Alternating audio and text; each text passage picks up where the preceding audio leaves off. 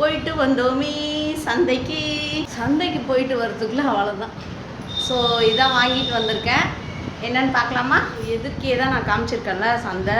ஆனால் இந்த மாடிப்படி ஏறுறது தான் கஷ்டமாக இருக்குது. ஒரு item bajji bonda. So pure வெஜ்ஜான்னு கேட்டு பியூர் வெஜ்ஜுன்னு சொன்னாங்க, அதனால் வாங்கிட்டு வந்துருக்கேன்.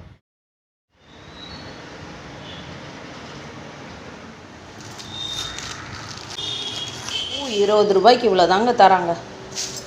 தென் வெத்தலை ஒரு 10 ரூபாய்க்கு கடையில் ஸ்ரீவாரி பாலுன்னு தான் இங்கே விற்கிறாங்க. அவங்களோட பிராண்ட் இது. நெய் 70 ரூபா. இது சந்தையில் வாங்கின மீதி இது தான். முள்ளங்கி, அப்புறம் 2 கத்திரிக்காய் மீதி இருக்குது. இது இருக்குது. தக்காளி ஒரு 2-3 இருக்குது.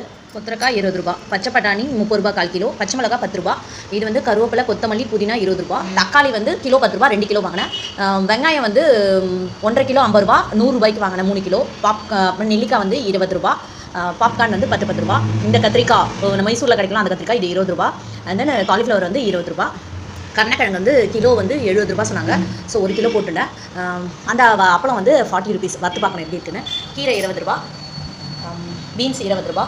பேபி ஆலு செம்மையாக இருக்கும். இது எப்படி பண்ணணும்னா, நல்லா கழுவிட்டு அப்படியே குக்கரில் ஒரு விசில் போட்டு எடுத்துகிட்டு அப்புறம் தோலை வச்சுட்டு அப்படியே கொஞ்சம் கொஞ்சம் கீணணும். அவ்வளோதான், கட் பண்ணக்கூடாது. கீணிட்டு அப்படியே போட்டு மிளகாத்தூள், உப்பு, மஞ்சத்தூள் போட்டு அப்படியே ஸ்லிம்மில் வச்சு ஃப்ரை பண்ணால் செம்மையாக இருக்கும்.